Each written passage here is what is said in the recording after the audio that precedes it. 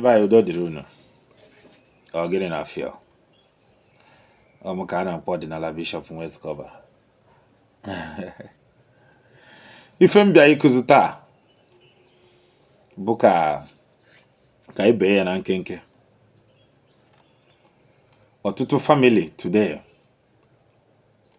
Awọtabe ihe anyị na-etiri mkpu mmadụ agwọla ọgwụ, mmadụ agwọla ajọ ọgwụ, mmadụ agwọla oke ọgwụ.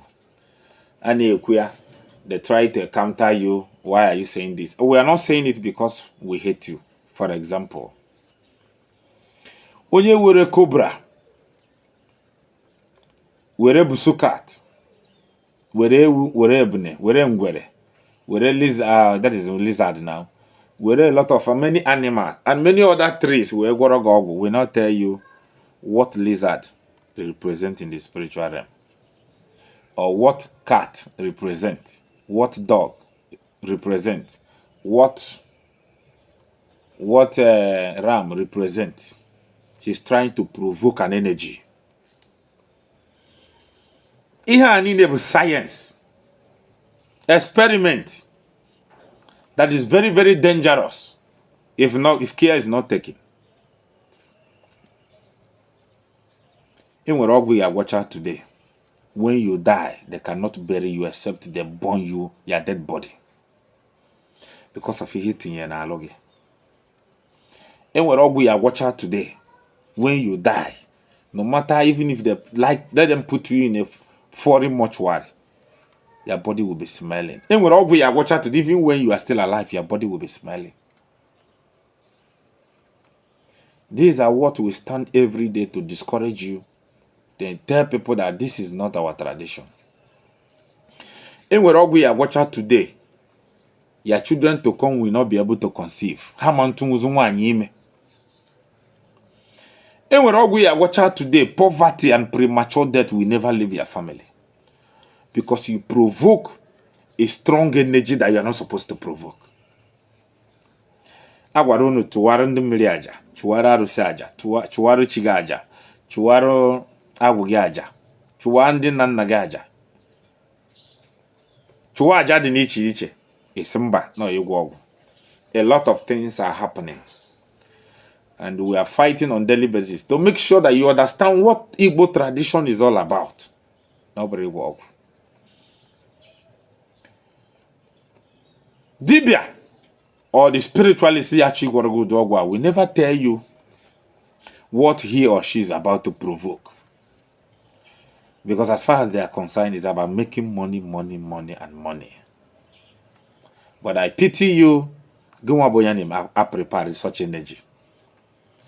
And when energy I prepare, none of your children will ever smell 40 years. All of them will die premature. And the most difficult thing to do in life is to get a genuine dibia that will help you to revise those things. When we advise you agwala job, gemelenka, it's not because we hate you or because we hate people that are doing it. We are looking at tomorrow. Let me give you an example. There's a family that I went to in Anambra State. This family, once you will die, or once you start building a house, that month you got parked in that house, you will die. We later found out that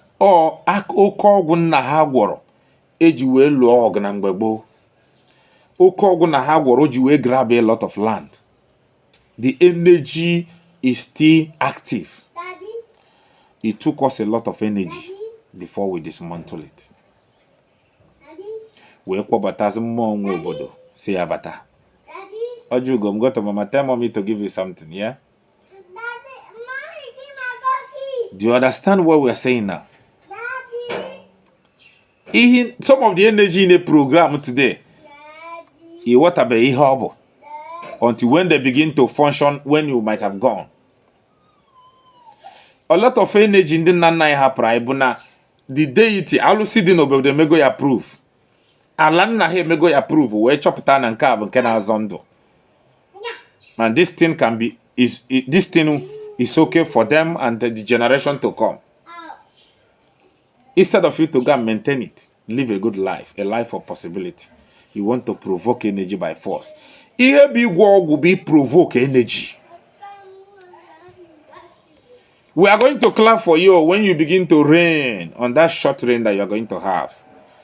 When you begin to rain, drive, fly all over the world. We are going to clap for you, celebrate you. But I am sure that we are going to laugh at your children. Maka na mkpụrụ onye ezi omume na-epe ome. Ma nkụ dị na mba na-eyere mba nri. That is why we advise you. Na ịgwọ ọgwụ abụrụ our tradition. Ịgwọ ọgwụ abụrụ our tradition. Maka onye gbugo mmadụ ama mpụta n'ihe ife arụsị wee were ọjị wee si ọ bụ na ya menụghị ihe ọjọọ alụsị biko ga-aza na But once you channel your energy towards Igbo, definitely you are going to make a mistake. Anybody can go. It's a free world. But when you want to practice Igbo spirituality, Igbo tradition, you must understand that our tradition, Omenala is apart, they separate from Igbo. Igbo dị iche, Omenala dị iche. Udo dịrị unu.